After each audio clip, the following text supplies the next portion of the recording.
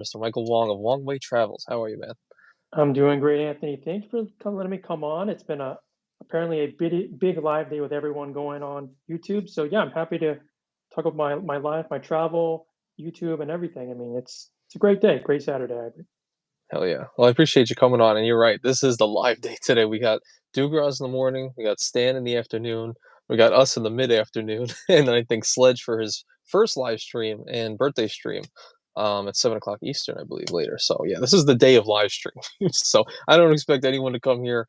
There might be a lot of fatigue, like we were talking off camera, but we're just having fun here anyway. It's always you know, a more relaxed time. No, I agree. And like I said, what better off to finish off with Sledge at 7 o'clock? He'll probably talk about his birthday celebration and Yeah. all that razz and jazz. So I think that's great. And yeah, if anyone wants to join in, feel free to ask questions. We're happy here to talk and just talk about life, credit cards, travel, all that great stuff. Absolutely. Who we got so far? I got Josh. What's going on? Well, Joshua Butler and Josh Beeble. How's it going? John Cesar. How's everything? Smash like, appreciate you, man. So I wanted to know, Mr. Michael Wong, in front of me today.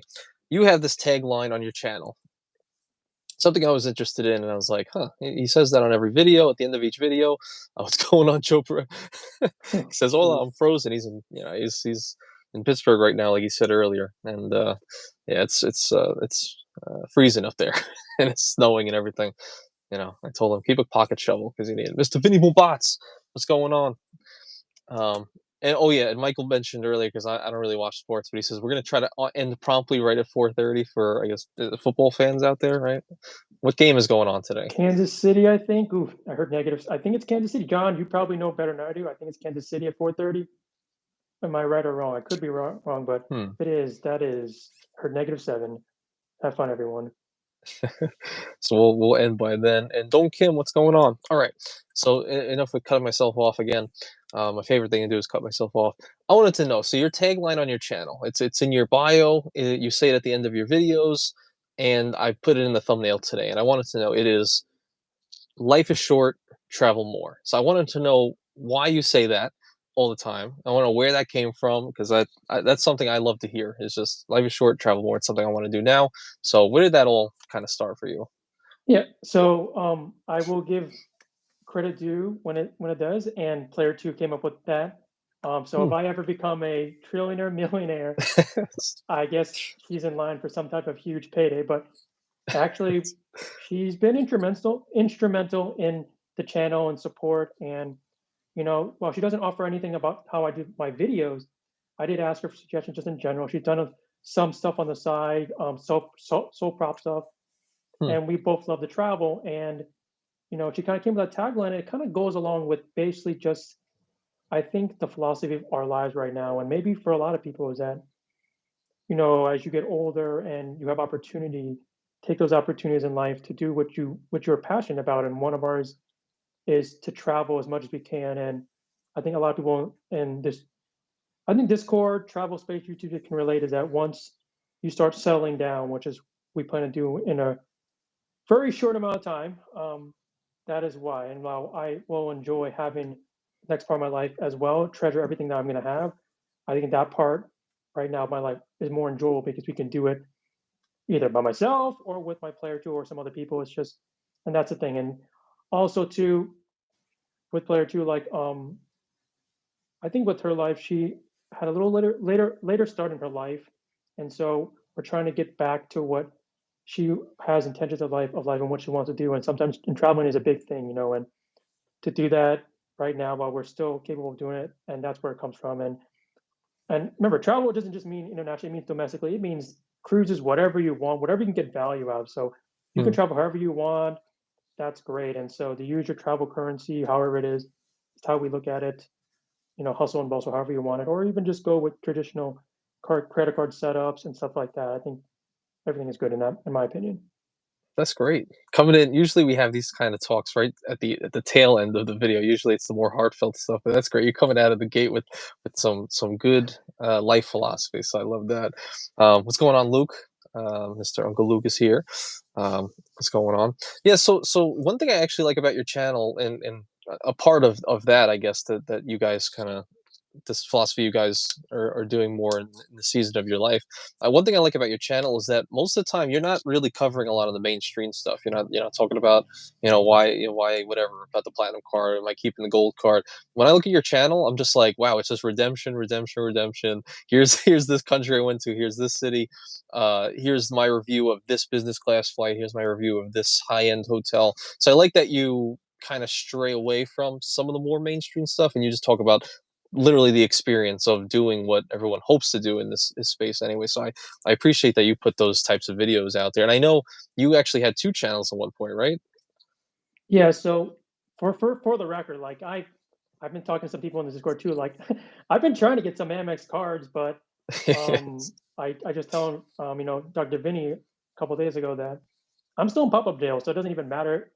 And I think it goes along with a lot of people who have kind of guided me and helped me out is that you kind of want to, I try to talk about things that you can kind of relate to and validate, I guess. Not that you couldn't do if you don't have it, but I think coming from a more personal level, it gives other people and inspires people to, to do those kind of things in that same kind of manner, basically. So that's kind of how I've started to look at it more. And, everyone learns and grows as an individual on a channel. But yeah, from that aspect, that's the reason why I don't talk much. I mean, I could and I would, but yeah, like for some reason Amex likes my business side, but they hate me on the personal side, and I don't know what they did. I don't know what I did to hate them so much, but I mean, my sister even just got approved, I think, like 2 months ago, and I'm just like, and I tried every avenue. I tried the referral link, I tried the public link, I Mhm. tried the incognito browser. They're just gonna put me in jail for such a long time at this point. I don't even know what to say.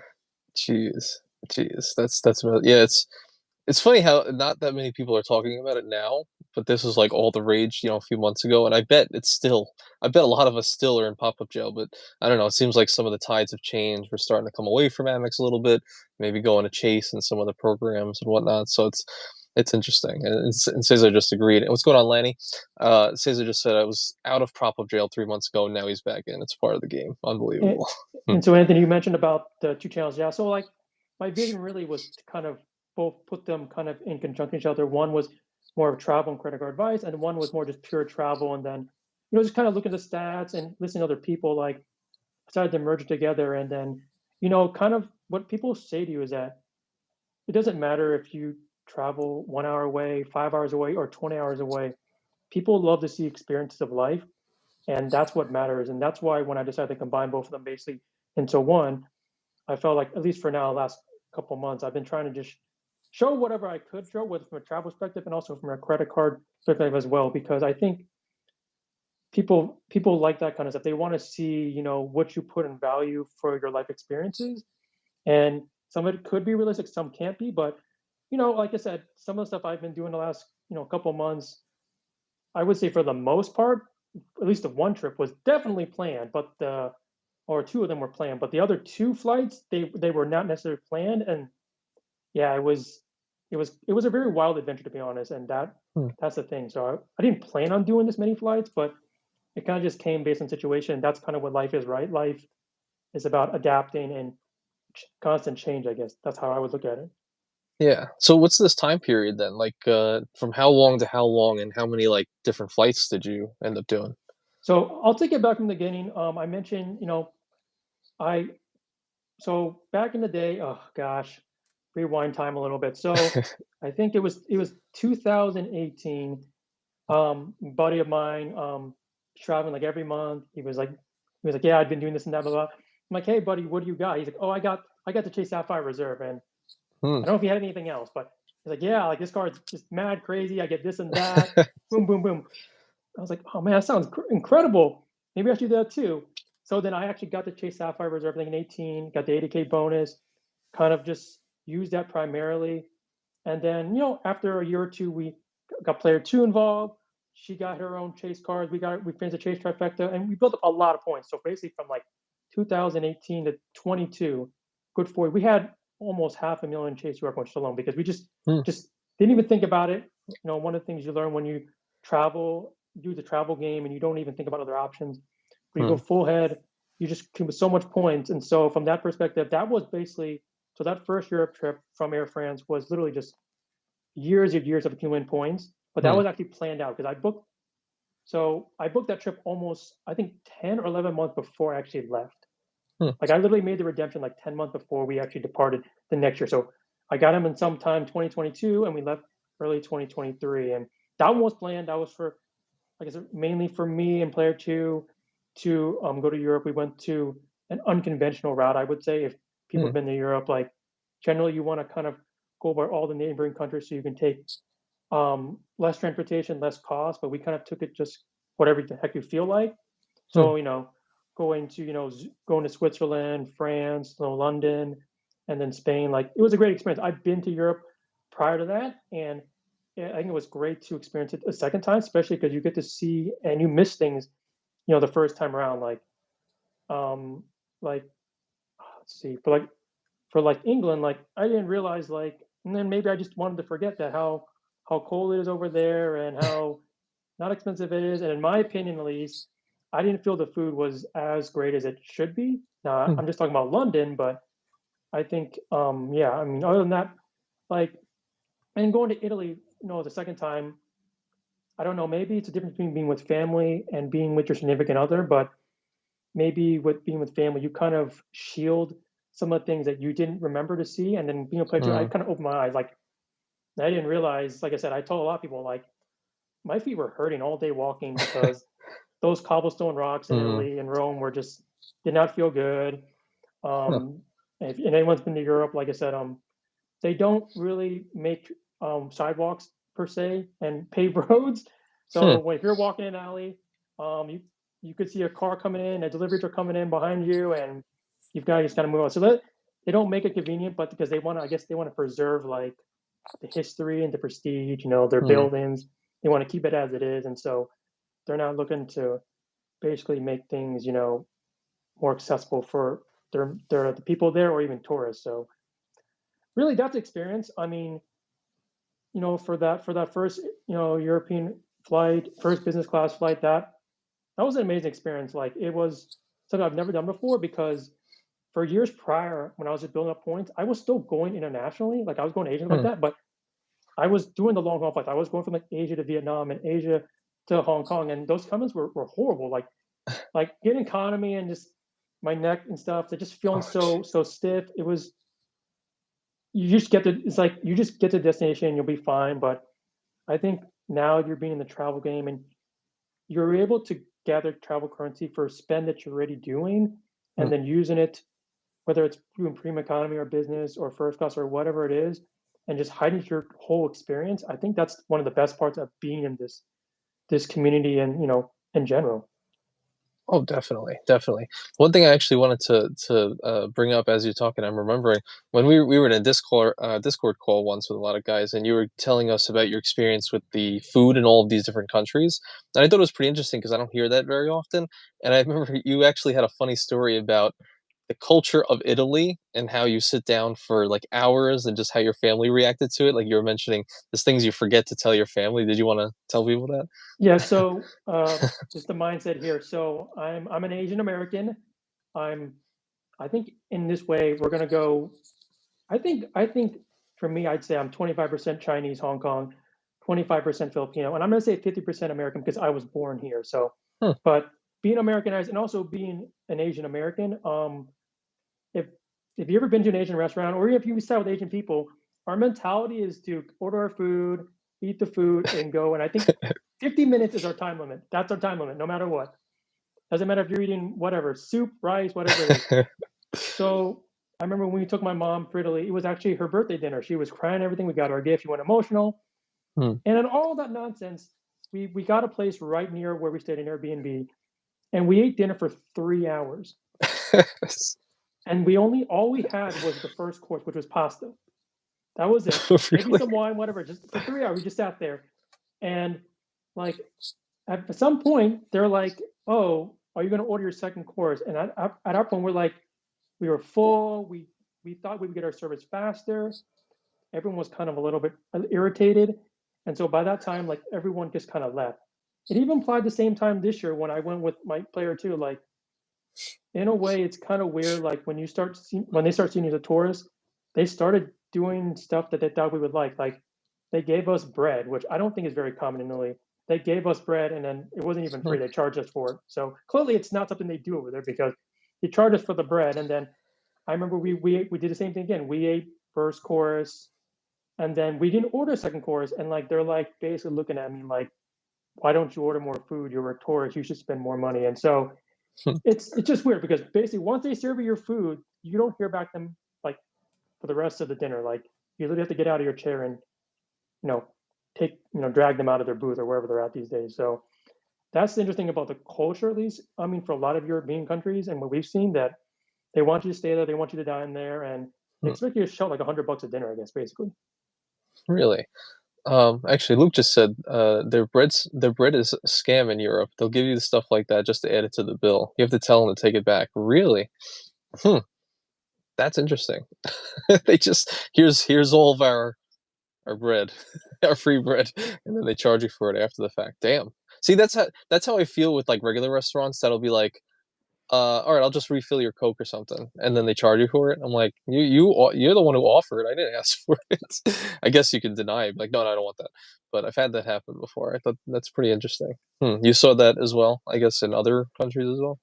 Um, no, I don't think I saw as much. I mean, France, they definitely don't offer me bread, but their cuisine is much more different. French food is much more different. You get snails.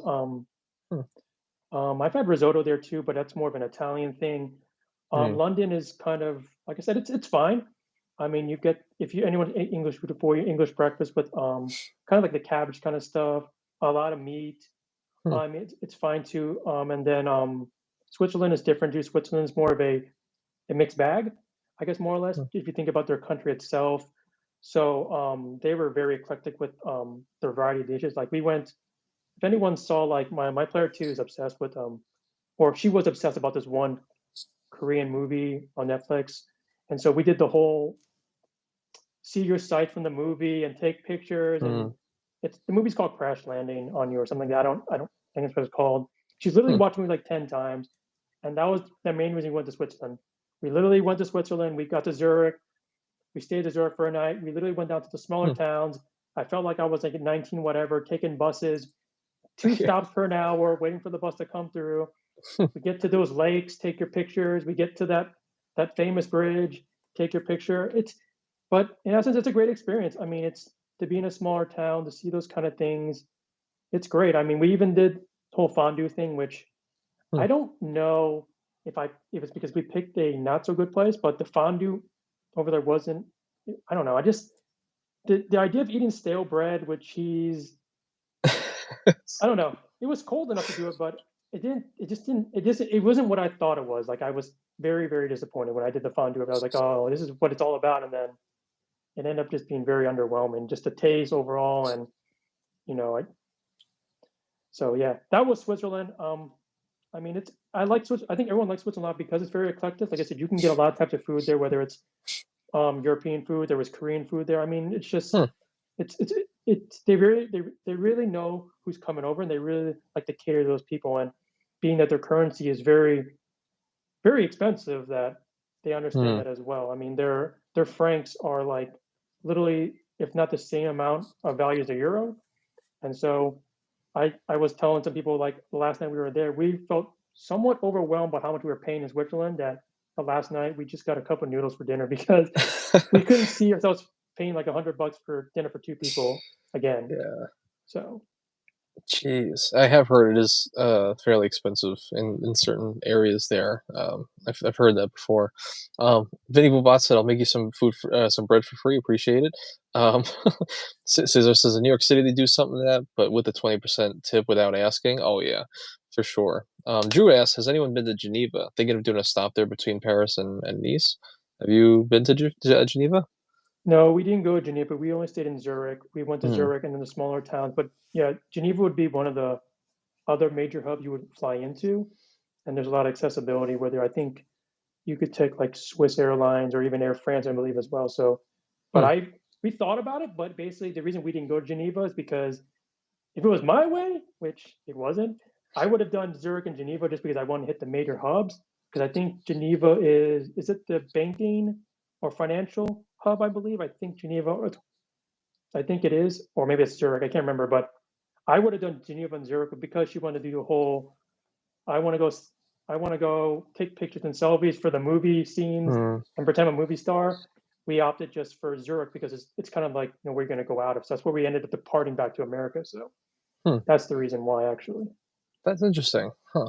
And I guess I wanted to ask too on the topic of tipping. I'm also remembering from that conversation on the Discord. I think it was me, you, Josh, and a few other people. But I think Josh mentioned something about tipping culture being very different out there, and that's why maybe like you mentioned like you had like a 3 hour dinner in Italy, and they just left, like they just like completely left the table. Is that a thing across the board? I mean, I think some people mentioned too. Depends on a lot of the countries in Europe. I think if you move more north, maybe it gets a little bit tipping becomes a little bit more. I wouldn't say prevalent, but I think it's optional. But I remember when we were in France. Like I remember when my mom didn't get alcohol. I thought the guy was pissed. And like one person, they sit you down. They said, "Do you want, I guess, alcohol or a beer or whatever?" Hmm. And at that time, I think we just didn't want to get any drinks. And my mom just basically said no. And then the guy didn't come back for like 20 minutes. My mom Hmm. was pissed. She was pissed. She's like, "Why didn't you take our order?" And so, whether it's the culture or not, but like in regard for tipping, yeah, at least from the countries I've been to, which was France, recently, Switzerland, England, Hmm. even Spain, there's tipping is not something that they expect. And Hmm. whether you believe, and it's an argument from the Americanism versus the European system, whether you think that helps the service or the quality, that's up to you. But no, because they get paid that regular salary, I think they think they're doing a good job, an adequate job. So they don't see tipping as something they would, just like people know, like in Japan, like if you try to tip in Japan, it's actually a sign of disrespect, actually. So Hmm. it's another thing. Really? I didn't know that. That's interesting. Huh. Have you tried to do that? Have you tried to tip somebody in Japan? Oh, so I haven't been to Japan, but I do Oh, plan okay. on going next year, which, well, we can talk about it. But that's Yeah. what I've seen. Just when I think when it comes to these trips, you try to do a little bit of research, and the last thing I want to do Yeah. is disrespect some old Japanese guy at a ramen shop. That's right. And he's That's talking right. maybe to me like, "Oh, was the ramen not good enough for you?" I'll be like, "Yeah, it was great. I'm giving you a tip." And he'll be like, "No, we don't accept that." So, just Hmm. something to think about. Every culture is kind of different. That's a good way to put it. That's funny. A lot of the times when we make these, videos, well, obviously not me, I haven't been international yet, but I notice, I guess, maybe there should be, I wonder if anybody does include that. Maybe you did. I haven't watched all your videos, but maybe like what to know when you land there. Like, here's the redemption, cool, but like maybe a couple little tips here and there, like don't do that, don't tip or something, I wonder. That would be interesting to see. Hmm. I mean, I've thought about it. I thought about my last excuse me. So for Italy, like after I did it, I felt like I wish I did because Hmm. especially going to Milan, like I felt like there were things I wish I could have done better. Like for example, MXP Airport, the major airport, is so far away from the city. Hmm. And I think if you understood the transportation and if you want to save so much more money, which I think everyone wants to, then you should have been so much cognizant of the transportation, like the train and stuff like that, because we found the hard way. Like Hmm. for from Milan, like if you take an Uber, one way from the airport, it's over 100 euros one way. Wow. Like it's expensive. Like it was really expensive. So that kind of stuff, like understanding where your airports are. No one, for example, that like we flew out of so we took a detour. We didn't we weren't planning to go to Amsterdam for one day, but we did. Hmm. And basically, if you did the numbers, if you didn't fly out of MXP, which we took an Uber again for some odd reason, I don't know, my player wasn't feeling well, whatever.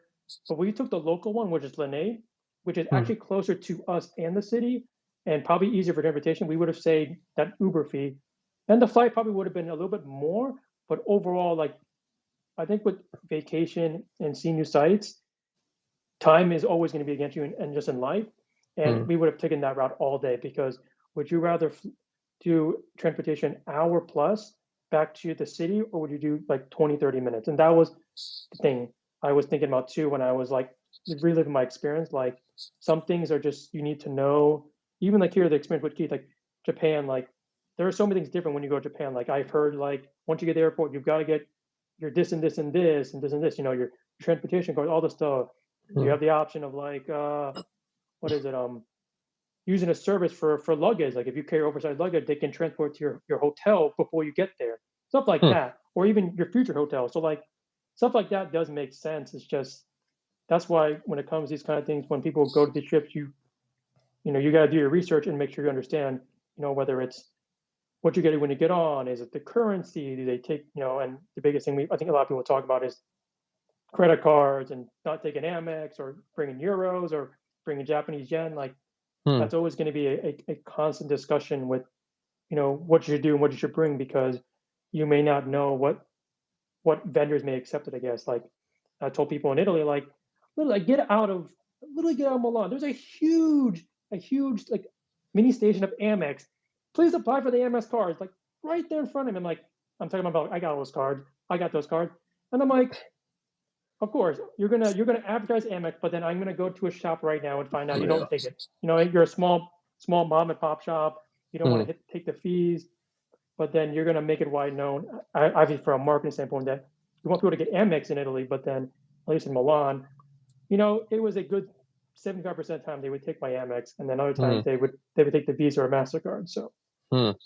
Wow. Yeah. So I think that's great advice. It's definitely something I will definitely plan to do going forward. It's like if I'm gonna be planning those kind of trips, yeah, I guess it would be you would think you would do it normally, but I think sometimes you get caught up in the redemption and you just kinda, all right, I booked it, and then you just kinda wait for the last second or just learn when you get there. But I guess, yeah, for I'm learning myself, but like you should just have, maybe read one of those articles like here's what the 10 things you need to do when you land in Zurich or something like that, or land in Milan. That's a good okay, that's interesting. I heard once that people were like contact your local bank like a month prior to you leaving uh about, well, I guess maybe you're thinking of something else, I don't know, about like getting the currency of that country first before going over there. Is that something you recommend? so I've also heard too, and this is back in the day. I think when people were mainly using debit cards, and my mom always told me this when we travel, like, "Oh, Michael, make sure you call your bank. Make sure you let them know you're going to so and so." I'm like, uh, "So they know where I'm going now?" yeah. Like, but I heard you can do that too because I think, correct me if I'm wrong, someone might know this too, but there are some even credit cards now where like they'll decline you if you don't you decline them if you're going overseas for a purchase and they don't recognize a charge or whatnot. They may do a text message or whatever. So for that aspect, I think it's still recommended to do that, even though they'll probably still let it go through, regardless if you tell them, "Hey, I'm Hmm. going to Australia or whatever. Hmm. You know, I'm going to put charges on this card." So I mean, I think that's definitely recommended. And then yes, in regard to what you said, once you do your research, like uh, segueing really, like Korea. Korea was a country we felt that I got Korean won from our bank, and doing it with your bank, is it's a good recommendation because they don't charge you a fee for Yeah. the exchanging of currency. And doing your research, you're seeing that, hey, how much cash you need to bring with you, like how often do they accept credit cards. And so we brought way too much, actually.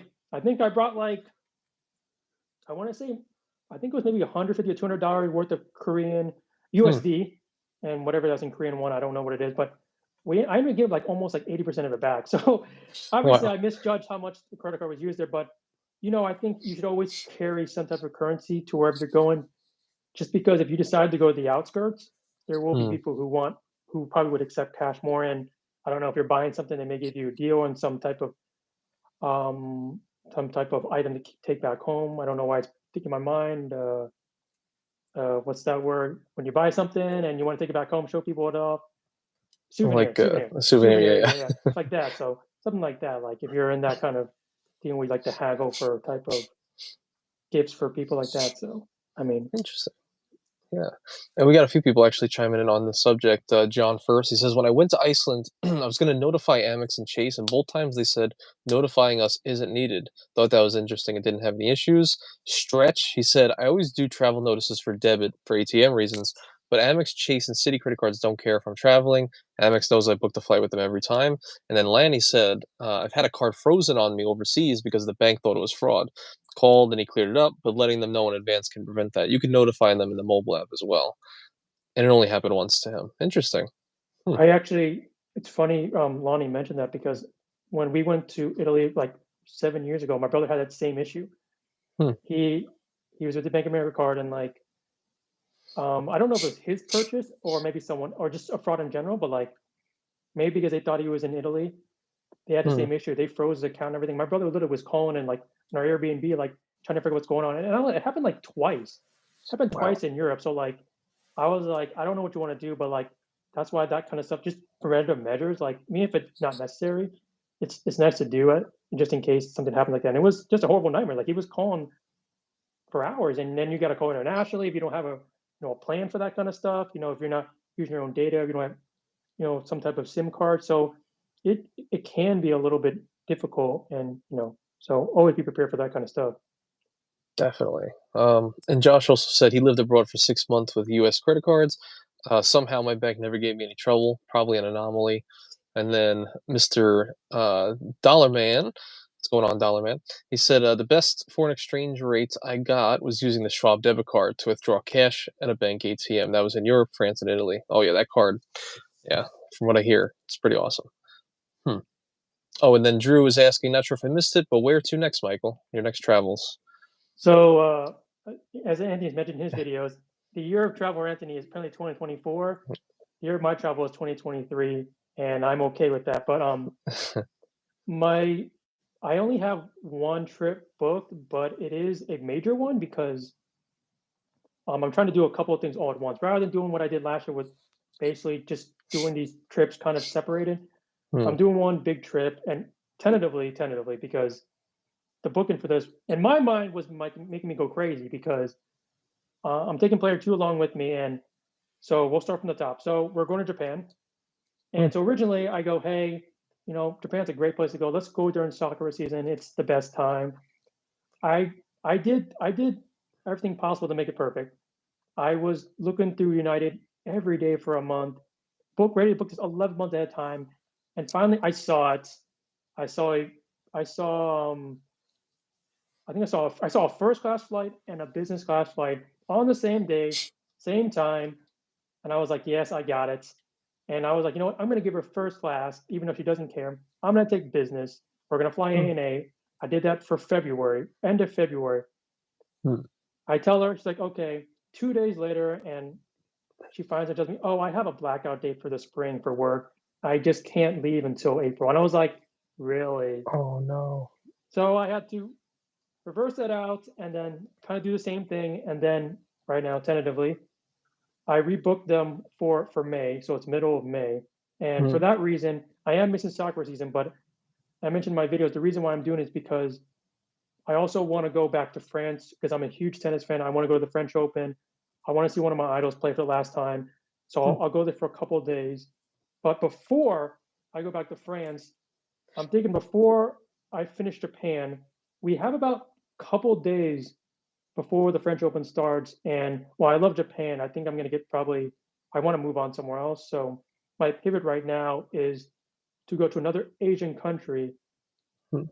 before I go back to France for this purpose, because of the fact that when you go from America to Asia, the flight is so long that you kind of want to you want to kind of take advantage of that opportunity while you're still in Asia. So I'm in Japan.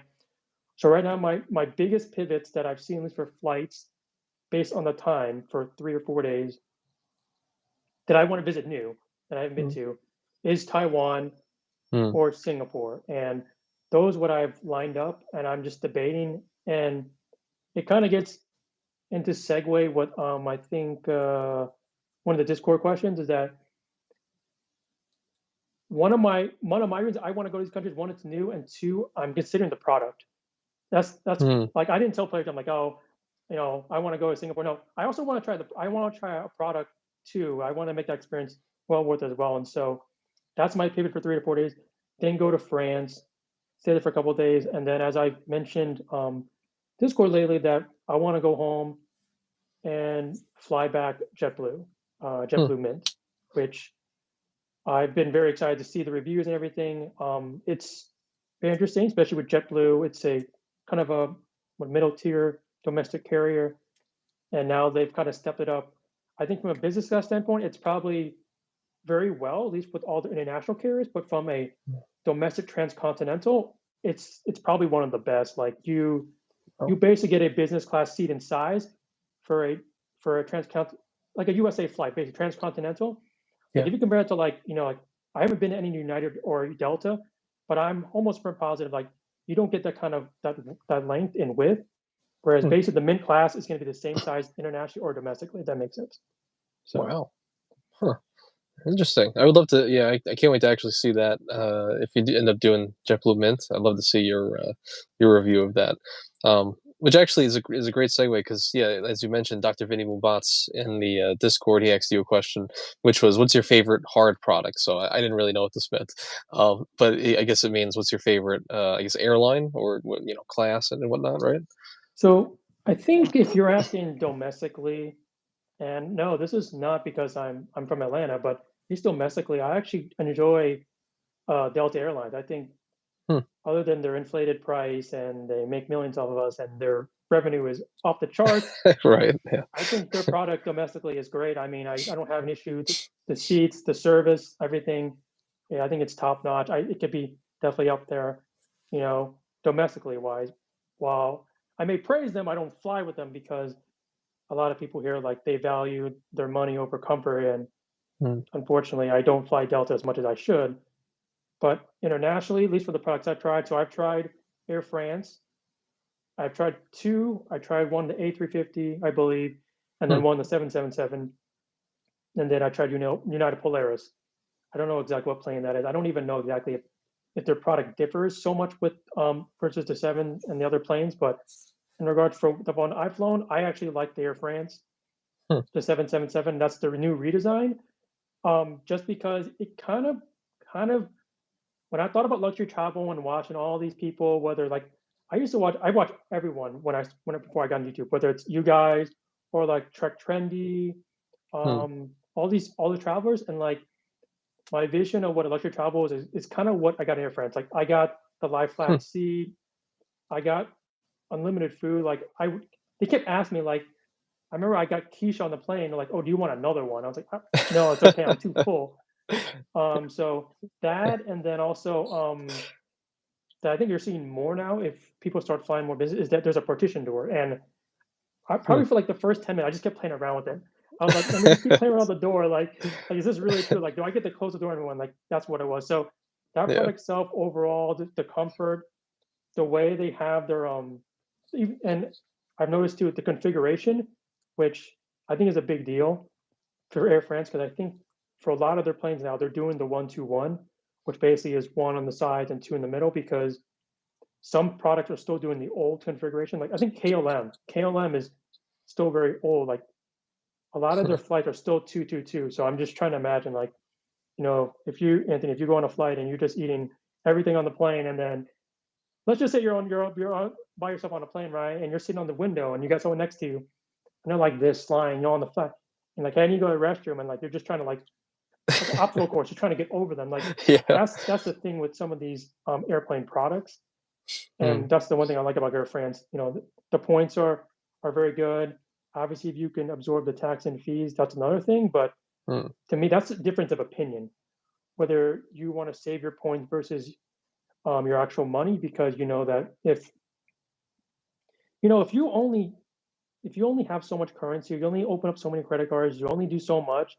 In some ways, you're going to value your currency more than your actual money because money is just ever flowing. You're going to Hmm. have an excess for it. You're probably going to, like John mentioned, that a lot of people have like travel banks you save for trips, right?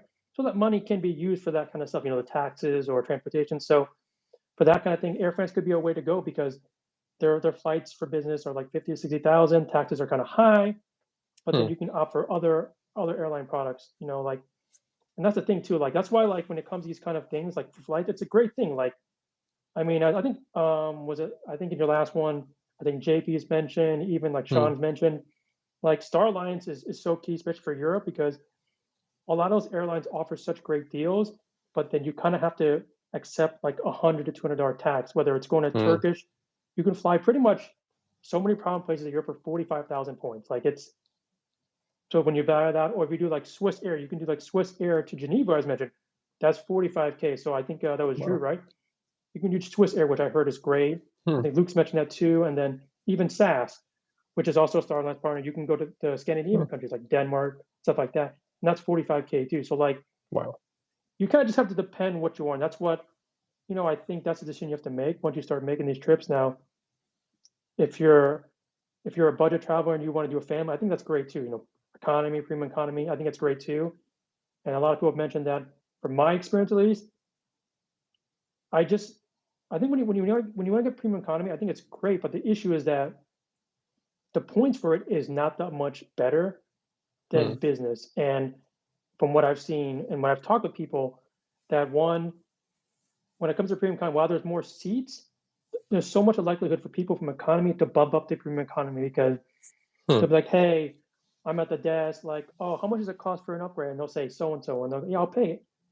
And so you'll I'll see pay it. that as well. And that's one of the reasons Hmm. why I think so. I look at prices all the time, like premium economy is so close to business, and you're like, why don't I just get business? But then it's like, well, there's only so many seats in business. Like Hmm. business could be like 50 seats, 30 seats, 20 seats, where a premium economy could be like 150. Hmm. So, and then economy obviously is endless. I mean, you can find economy award anywhere, anytime. Basically, it's very cheap in that case. Yeah. Definitely. Huh. And what's going on, Chad? I see we tried to sneak past you, but you came in. It looks like the stream is still good. I wanted to actually shift a little bit. So we talked a lot about like flights and airlines and whatnot, but I also wanted to get into something I've been really more excited about lately, and something you just made a video on a couple days ago, which was you are a Hyatt Globalist, and you were able to achieve that. I think you're at 50 nights in Hyatt hotels this year or last, yeah, 2023, right? Yeah, so I'm probably gonna get a lot of hate, and it's fine. I mean, I definitely did the built challenge, and I did a short mattress run to get the 20 nights for Globalist, Hmm. and it kind of went in conjunction with their international travel, so it really helped. But yeah, I did get the 50 nights, and I felt at some point that I was very close. I was probably like 3 or 4 nights short of it, Hmm. and I was like, you know what? What's the value of also making one additional stay, which you could, and getting the suite upgrades? And if people have seen that when you get the suite upgrade award, you can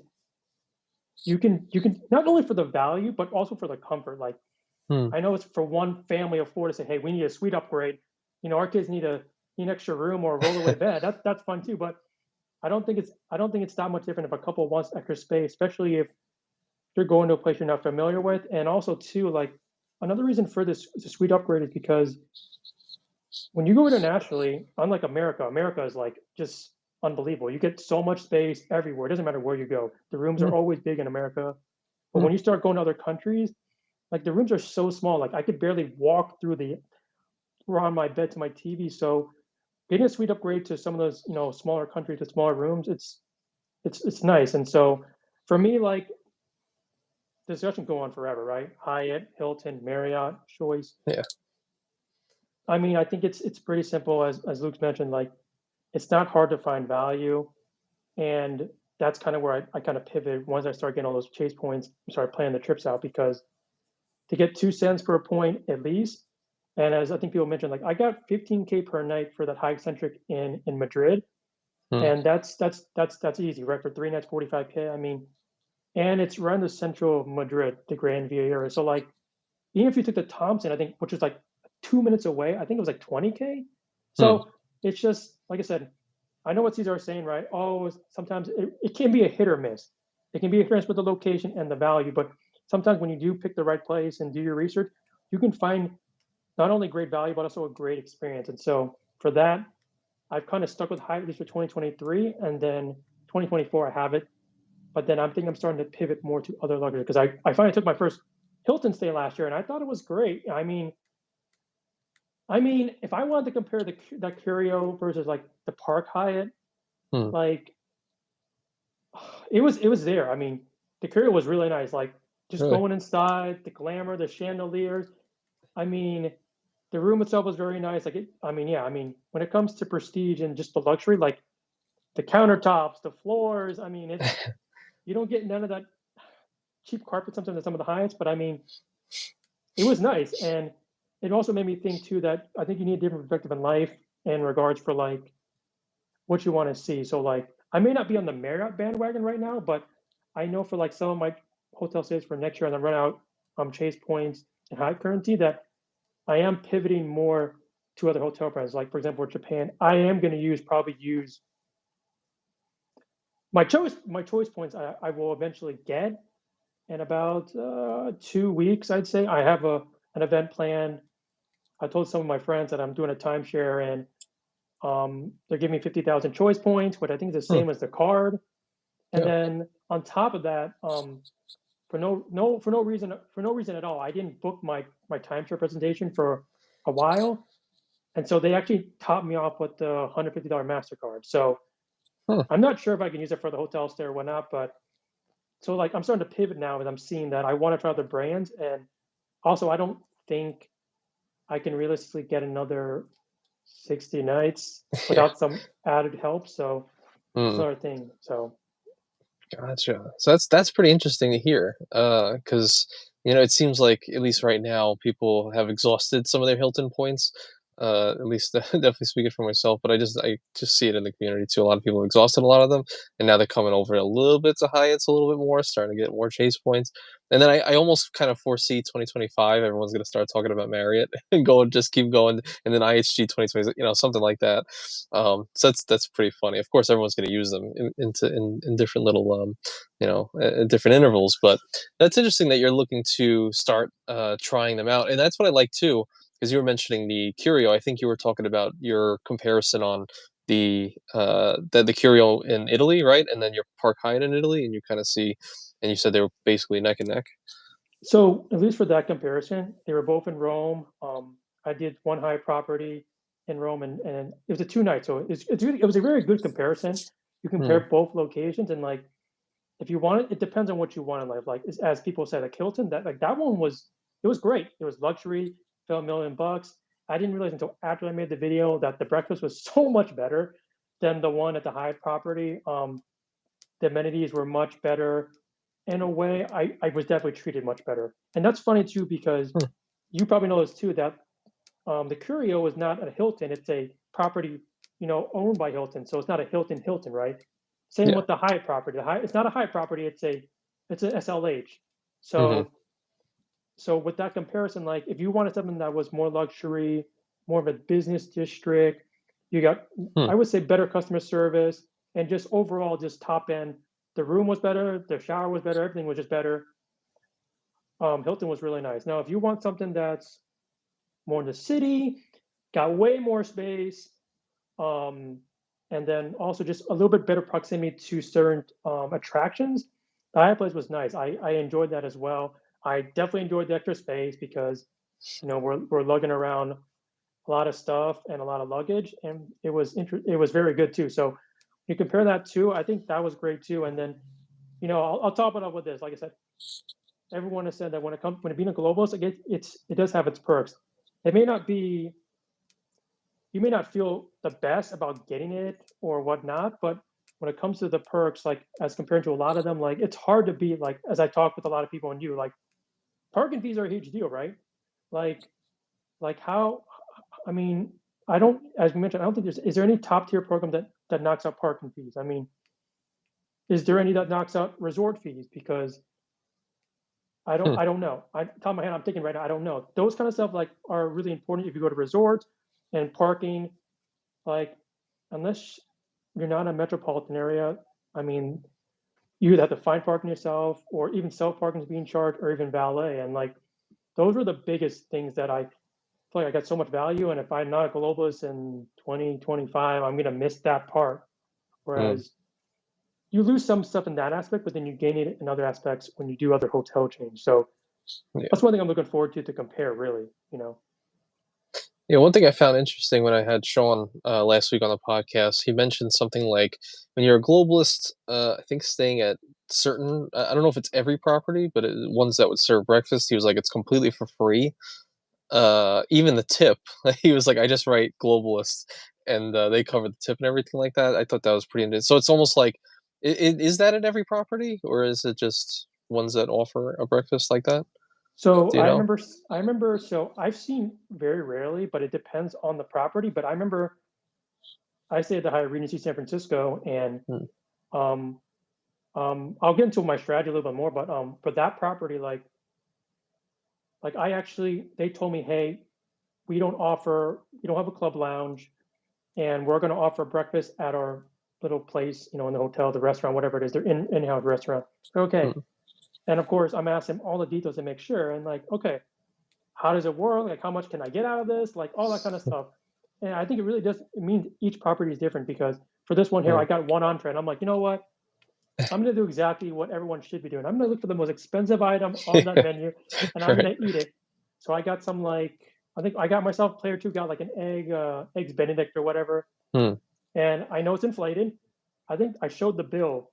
It's like $30 for that eggs Benedict, which I'm pretty sure it's probably not that much these days. I don't know how much egg Benedict costs, but the bill ended up comes like $83 for two people. hmm, And then at the end, I did the same thing. I was like, hey, um, is a tip covered? They go, yes, it is covered. But if you want to throw a little bit on top, you can. I was like, sure, I'll do that. But for the most part, when I've seen it, I did the same thing in another San Francisco property, the Grand Hyatt. It's the same thing too. Like depending on how they kind of separate how they want to do breakfast, if they have one or not, they'll mm. offer it. And it's the same thing there. I got that time. They let me get more. I got breakfast, a drink, dessert. So it depends on the property, but for the most part, it's going to be covered with a very few exceptions. I'd say even the tip as well. Hmm. So That's very great. Yeah, I just like the fact that the no parking fees, because I've been at a lot of Hiltons and I got hit by, a lot of those parking fees. Either valet that's mandatory if it's like you can't really, like in St. Augustine, it was pretty much mandatory valet because you couldn't find a place otherwise. Or some properties that are just very sparse in just street parking, so you have to actually use their daily parking, which is like $19 a day, something like that. So I think that could be beneficial. Again, if it's worth it to even get 60 nights, if it's worth it to do 20 nights on a challenge to get those free fees. I was lucky enough to actually get gifted um, a guest of honor, which for those unaware, guest of honor, Sean Lane gave it to me, so shout out to him. Basically, gives you globalist benefits for a 7 night stay. So once everything is fully booked, and I have enough points to book it, which I should have in the next month, booking the Andaz in Maui for 7 days. I believe their parking fee is $50 a day, which would mean I'm saving like $350 a day just because he gifted me that. If I was going to rent a car for all 7 days, who really knows? Still figure that out. But I thought that was very very cool. Um, and Luke said, oh, actually, Dollar Man said he subscribed to your channel. Very, very nice. appreciate that. And then Luke said the crazy thing is breakfast is free at Hyatt Place and Hyatt House. They're lower tier, the lowest tier Hyatts. Well, I mean that's the same thing for Hilton, right? Like Garden Inns and Hampton Inn sometimes have breakfasts. I mean those are all free for the most part, like the one by me. But when you get to those higher tier Hiltons, like Tapestries, Curios, they have on-site restaurants that will charge you $30 for X benefit, but at least you have dining credits to offset that. Up to 30 a day, up to 50 a day, something like that. Hmm. It's good you mentioned that, Anthony, too, because I thought the same thing at the Curio. So like I was literally reading, I literally screenshot of what I was going to get from the Curio for breakfast, and I was like, you either get the credit or you get the breakfast, and Hmm. I was wondering what they're going to do. So I finally go to the account. I'm like, what am I getting here? He's like, oh, you're getting that breakfast, and I was like, in the end, I didn't know if that was something that when it comes to that kind of stuff, being in Europe, I don't know if you had the option of, but I think Hmm. people say that you don't get the option. You just get one or the other. You don't get to choose the credit versus the breakfast buffet, which was fine. It was great. I mean, it was nice. You got dessert, you got main course food, you got all in one shot. It's just I think some people would prefer the choice of what they want to eat rather than a buffet, I guess. So I don't remember if you could, but I think it could be different when you're going internationally. Yeah.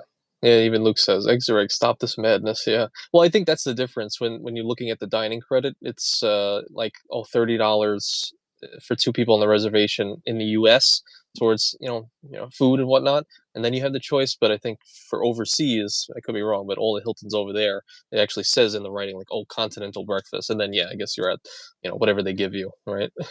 and uh, and Luke says, "Free scrambled eggs at the Hampton is almost the same as Benedict for So 79." let me ask you a question Yeah. then. So let me ask you Hmm. that, Anthony. So I did have one layover and I had to stay at JFK Hilton. I forgot which one. There's a bunch of them. Hmm. And I didn't realize how freaking expensive that breakfast was, Yeah. even though I had credit. So, being only one person, could I have gotten more value if I put two people and I would have got more money out of the breakfast, even though only one person showed up, or they would still would have done one breakfast credit? Yeah, I haven't done it yet, but I'm just by talking to a lot of the reps, because I always had someone with me to do it, but I'm pretty sure you can just say like, "Oh, put a random name, put Anthony Venture's name. Okay, he's on my reservation now," and you'll get the full $30. And you just have to. They don't care who's showing up. I'm pretty sure you can just go there. Yeah, Luke said I always add my wife, so yeah, you can just add people to reservation, get the other half of the credits, and then just go get your food. Yeah, absolutely take advantage of that. I only say that because I didn't think about that, and so I was like, Yeah, oh yeah, I got my breakfast credit. I'm gonna eat before I go on my flight. It can't be more than, was it, you said 15 or 17 bucks?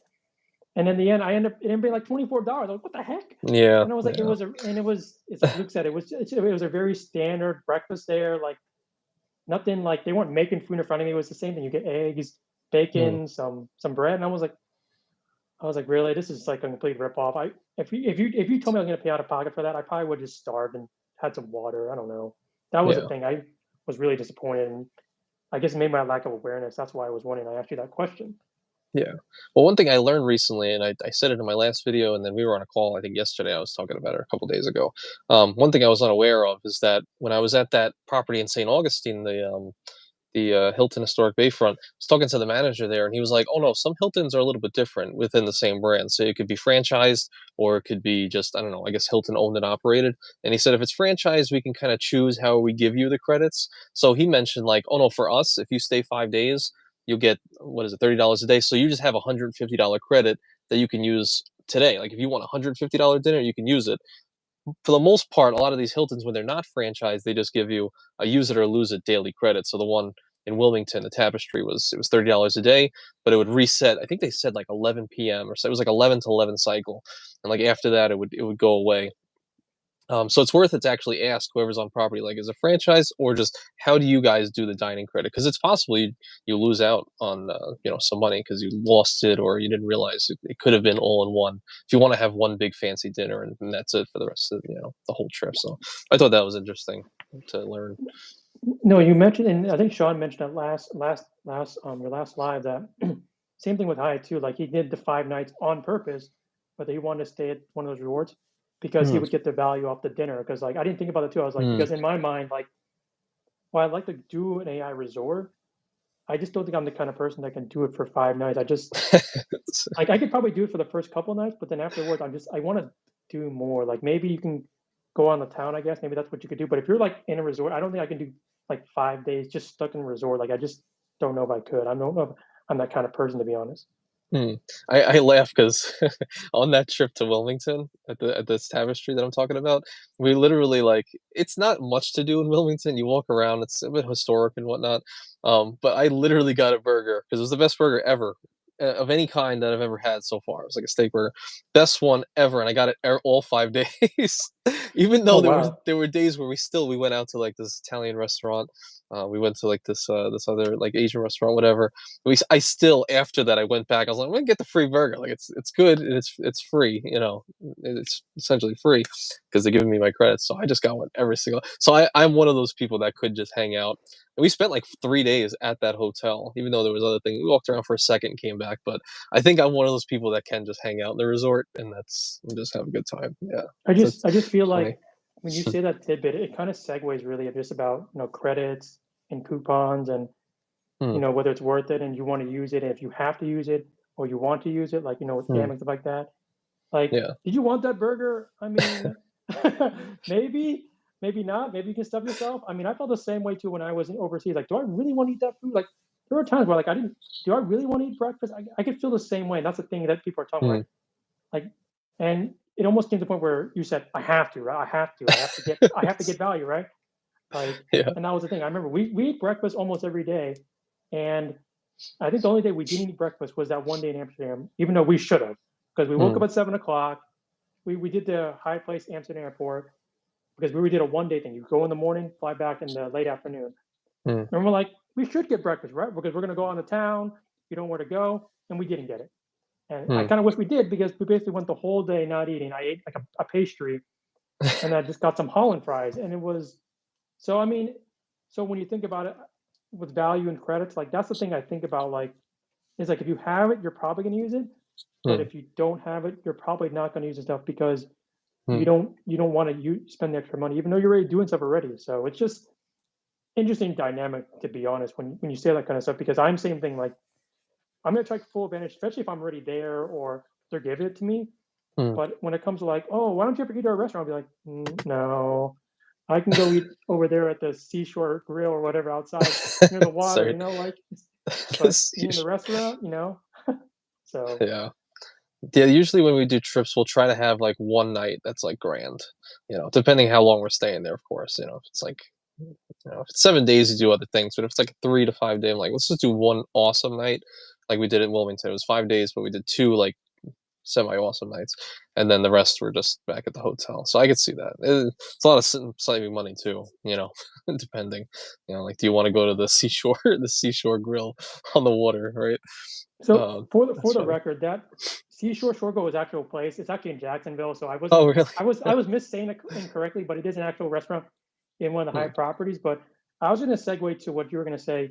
So I hmm. know I've seen your videos, I've seen your strategies, and your grand scheme of chase your points. So my question is that is your pivot to high properties because of the chase your points, or is it more of a combination of lack of other currency that you can't get, or maybe trying to not get?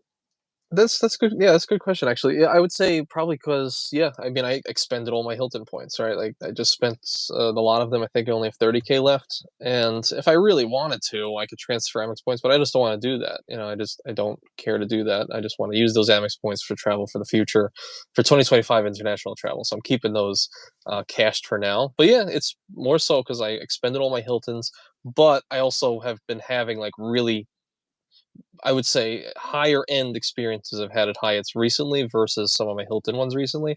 So I was like, let's just kind of go full bore Hyatt's. While currently we have like 140K chase points between me and her, maybe yeah, around there. And I'm like, I could just keep getting these business cards and get as many chase points as I kind of want at this time. So why not? And I didn't have all this time to spend because I moved recently, so obviously, however you feel about putting personal spend on there, but I put the rent on the cards, get the welcome offer, and I never really had that prior to now, so I'm just doing it for the time being, and just see what the highest level of Hyatt kind of looks like. I've been in Conrad's. I haven't been in Waldorf's yet, but I've been in Conrad's, Tapestries, Curios, like those kind of higher end ones.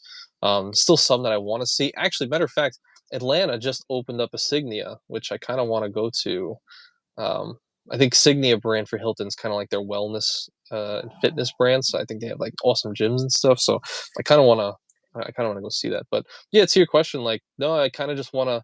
I feel like I did Hilton. I stayed at a lot of them, over the last, 4 or 5 years. I've used all my points, and I don't see a way of how I'm going to get more Hilton points. So now let's just expend all of Hyatt for the next couple of years, and then I'll probably move on to Marriott when that time comes to see what's the highest tier Marriott and just knock them all out if I can, year by year.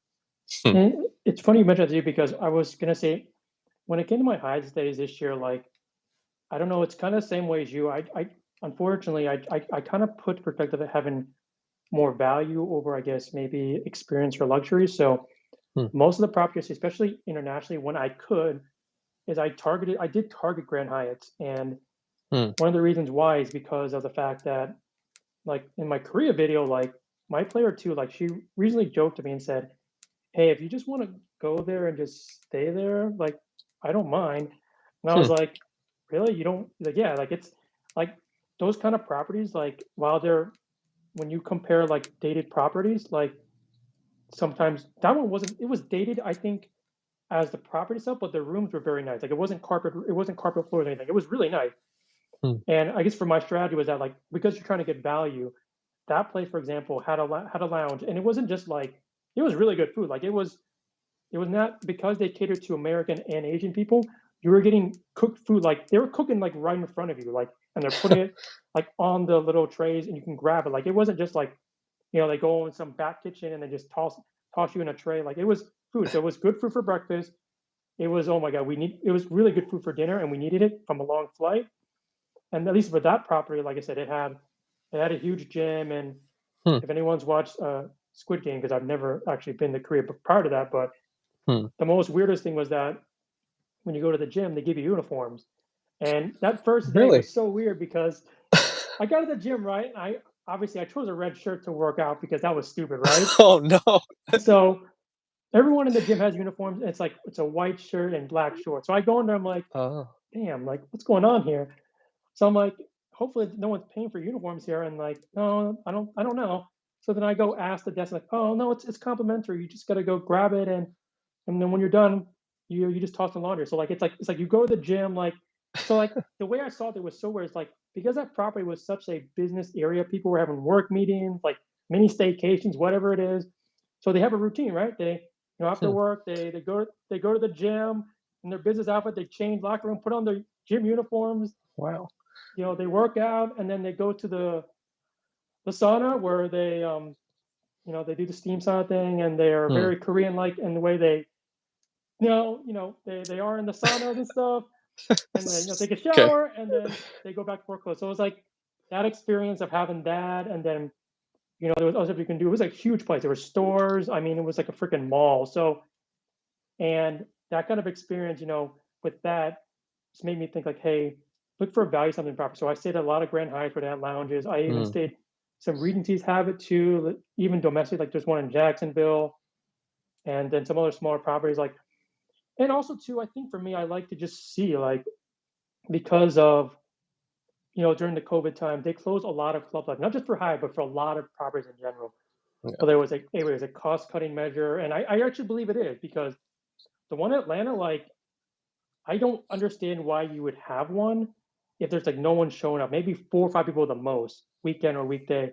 The weekend it was kind of busy, but weekday like there was like nobody there. So while I feel bad as a globalist not having one, but from a cost cutting, it made sense. I mean, why would you put out even mediocre food out there? No one's gonna eat it, and then Yeah. you're pay people to overwatch the lounge and then cook the food or whatever, heat it up. So I mean, so that's really my overall strategy. Like I did a lot of those properties when I could, just to find extra value, and also, like I said, unless there's a place or destination where like it has, I don't know, just unbelievable like breakfast maybe, or even unbelievable like dinner maybe that's just 200 pounds up, sure. But for that, I leverage that a lot, and I think in a way that's some of the stuff that you can't really put sometimes a value on when you're on trips and saving money, Hmm. especially domestic or internationally. So that's how I looked at it. So I stayed at least 3 or 4 Grand Heights this year, and just to compare some of them, it was, you know, I think the reality is that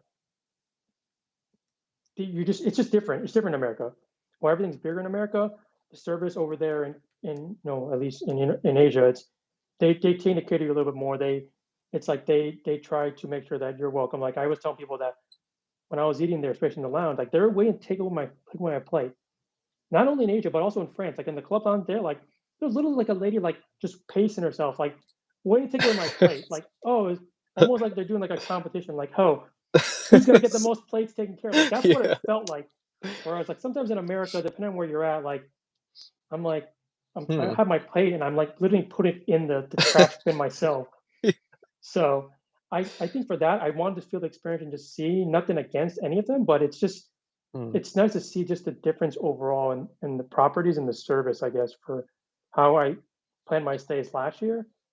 And yeah, I mean, so that's why, like, for that reason, like, but I like Hyde a lot, and I'll do some more this year, especially with the Sweet Upgrade Awards, which, I'm trying to use them. It's just, depending on what property I go to, it's going to be hard because you got to make sure you get the points for it, and then you got to call them up, make sure it's available, and then Yeah. there's always a chance when you actually get there, they'll say, no, we couldn't help you out, and then you're stuck with another small room. But yeah, but yeah, strategy wise, like, at least for 2024, I want to definitely get into maybe a couple more Hiltons, maybe. Like I said, the points are hard. That's the thing you said, right? The points are hard, right? Yeah. Like other than the Hilton cards, which, you can get, but unless anyone's a pro here at this, like, we're basically just spending basically a lot of you're paying cash days for Hiltons, right? You're going to get those even with a 15 or 20x multiplier. That's how you're getting your points. Hmm. So while Hilton is great for those aspirational days, like I've seen with Luke and everybody, like that's great. Like that's what I want to do, and that's Yeah. what I would use for Hilton stays. I would do the whole Maldives or one of those freaking. My player two has this aspiration of doing those waterfront villas, which Uh-huh. I don't know. I mean, I don't. I feel like it's great, but if you do it at a bad time when there's mosquitoes biting you, I don't know if it's the best time of your life. But Hmm. I can see that. But like, I definitely want to branch out the choice, just because what I've seen from a lot of the YouTubers, like you get great value for it, and then also Yeah.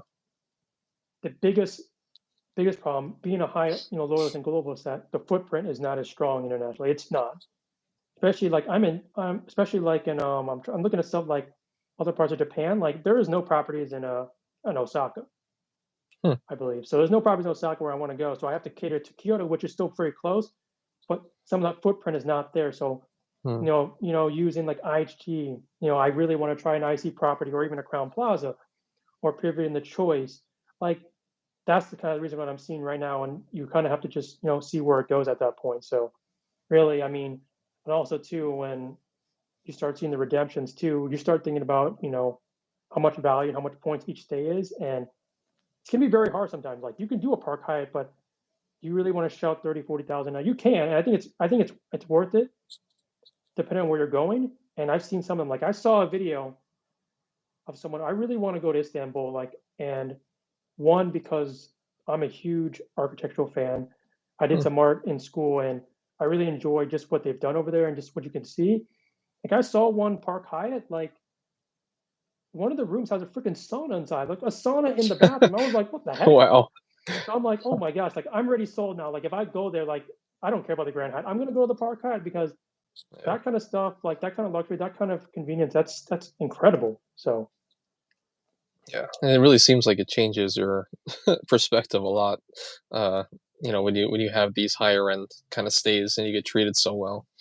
Honestly, Luke said, "Anthony, I'm the same. I may be moving on from my Hilton loyalty after 2024." Oh my God, you heard it here, folks. You heard it here first, folks.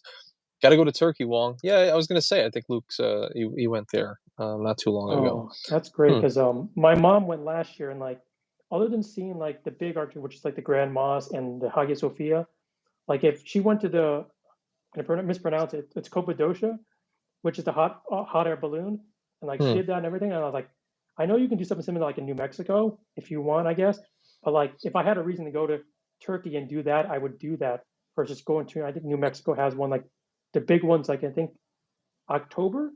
Hmm. If anyone's from New Mexico or from the West, they know that. But that's one thing reason I wanted to go to Turkey, just to try another different area and also explore the attractions and also that event because that's something you're it's worth it if you're on that side of town already anyway. Hmm. Not bad. Dokia, Luke said. Hmm. I'm not familiar. Um, I want to ask also. You we mentioned offline a little bit that you. It's kind of totally off topic. I probably shouldn't even bring it up, but I just wanted to know. You said you. I just was curious because you said something about having embarrassing credit cards. Uh, is that are they actually embarrassing? You think? I mean, I think it's embarrassing to the aspect of that you probably don't use it anymore. But like one, I think I saw on Aaron's right. Aaron mentioned it, and I talked to him too on the side. Aaron's Risk and Rewards, Adventures and Rewards. That yeah, a couple years ago, when we felt like we needed some appliances, we got a Best Buy credit card and we financed, something for our utilities, a washer and dryer. We needed that at that time, and Hmm. we decided to do that. Like, now this one's somewhat embarrassing, but I mean, at the time, like, if I had to do it all over again, and I did have the cash, but I just chose to keep more of my cash, was that I have a K Jewelers card, and I used it for my Player Q's engagement ring, and I think till this day she still doesn't know how much it costs, which is great. She still to this day doesn't know how big the ring is, which is still good on my end, which is fine. But out That's of fine. those, I would say those are probably, I guess, embarrassing credit cards. I know it's like, well, why did you open them? Well, at the time it was good, and I think kind of shows a little bit of humility. Just you learn, and at the time, was it the best move? Probably not. But did you feel it was the right move for you at the time? Probably. And you kind of just say how it is. I mean, I will say though, I may not. I've used the card in years. Not like they're canceling the card on me. I mean, they clearly think maybe one day I'm going to do it again. So that piece of, oh, you don't use a card for a couple of years and they cancel you. Maybe it applies to some issuers, but for this one, they're probably thinking, oh, Michael's probably gonna buy another card. Let him keep that K Jewels, keep the credit line. Like he's Yeah. definitely gonna buy another one or something. Oh, he'll buy 20 or he'll buy like a card for the 20-year anniversary, whatever. I don't know, something like that. So My first thought is like, oh, he'll get divorced. He'll buy another engagement ring, new girl. Just keep going. So Can you imagine if that was the marketing plan? Like, oh, well, on average, 50%, get get divorced. So just let them have the cards open, never cancel. That would be funny if that was it's actually be and so Harlem, it's but like and also too, it's mentioned too, like, I don't think it was an embarrassing credit, but I've been getting a lot of flack because I use a lot of, third-party apps. I think hmm, Sledge mentioned this too, I think, as well, that, like, for utilities, like, I'm looking for utilities card. I know that, like, there's, like, US Bank and I don't know if there's a Wyndham card, but, the Venmo credit card, which they keep plastering that ad because I do a lot of third-party, payments, and to go use the Venmo credit card, and I realized, like, that card actually gives you, like, I think up to 6% on utilities. So hmm, I was like, I might think of pivoting that card eventually because, like, at least for credit card setups, because I don't have a general utility card like a lot of people do. And recently it's unless I unless you're in Florida, which I still think it's pretty crazy there, but everywhere else it's really cold everywhere, and utility bills seem to be on the high rise again. And, like, I guess even that extra multiplier too does help, whether it's cashback or travel currency. And that's something I'm considering. I don't know if anyone has any insight on that, but I know hmm, there's like a US bank card. I think it's a is it a Cash Plus? Offers you yeah, some type of utility multiplier, and there's maybe one of those hotel cards, maybe a Choice card. And a Choice or Wyndham also offers a nice multiplier hmm, as well. So on utilities, but that's one thing I thought about too when it came to that part of the travel game. I'm trying to still learn and still try to, I would say, maximize, what you can and what you're spending on, because if you're getting a 1x, I think it's pretty lame, like, at least get a 2x on anything you spend these days, especially if you're putting a yeah. lot of money in. Uh, Luke suggests chasing cash, Visa, Mastercard, debit card from Staples. And 5x UR points on utilities. Hmm. Yeah, actually, chasing cash. Yeah, I didn't realize that. Yeah, 5x on utilities. Interesting.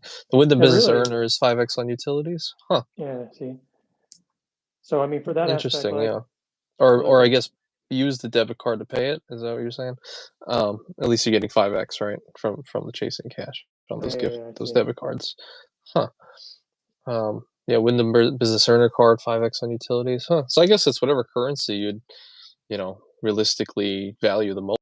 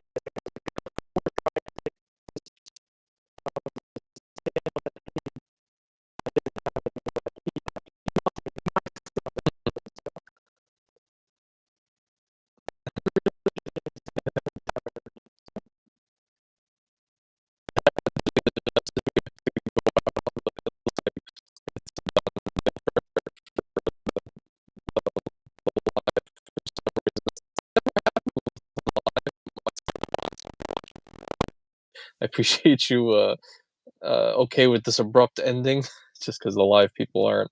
It might just be inaudible. Who knows? But there's nothing I can really do to fix it, unfortunately. But I want to say thank you again, Michael. I appreciate you for being on, man. I hate that we have to end this way. God damn it.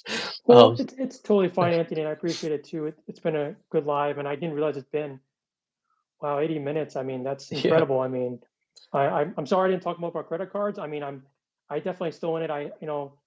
I'll end it with like, Oh, it's oh, it says fixed. fixed. We're back. Oh my I was just god. say like yeah. historically, like credit card setup wise, just because we are a credit card niche, like Yeah. I'm not fully diverse in all the issuers. I have the Chase Trifecta, Player Two has it. I have the Capital One Venture X. I have Bank More Cash Reward cards. Very simple. I have some Amex business cards, but in regards for personal cards, I'm still working on them and kind of diving into them based on my setup, such as the CD cards I mentioned with Dr. Vinny. Hmm. Um, Definitely consideration. Amex, I'm apparently they just hate me because I'm a pop-up jail since at Right. least on record, I'm being a pop-up jail at least since March 2023. So Really. 2023, they just hate my guts, but they'll take my business money, whatever. All right. And then Capital One is fine, but I mean, yeah, I mean the nerfing is interesting. I mean, it's a great card, and I think I think Luke's mentioned too. I think it's definitely one of the best travel credit cards Hmm. when it comes for so family or plus one, plus two because of the free AU. Obviously, if that gets nerfed anytime in the future, then that's gonna be a problem. But Hmm. from a travel standpoint, like it's great. I mean, my player two can use it. She's been to the DFW lounge and for Capital One, and it's been great. And the Hmm. priority pass stuff.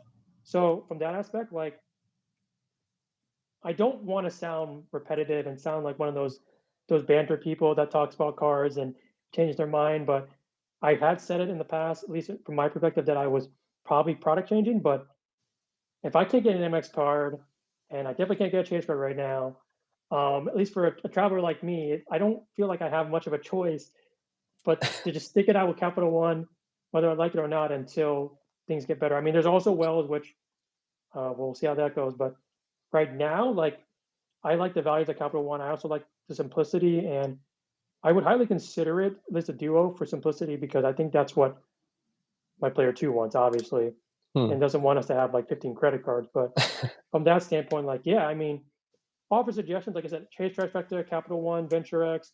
I have the Bank of Cash Rewards card. Yeah, otherwise, like, and for me, at least for this time forward, going forward, at least for the 1 to 2 years window, is what I'm thinking.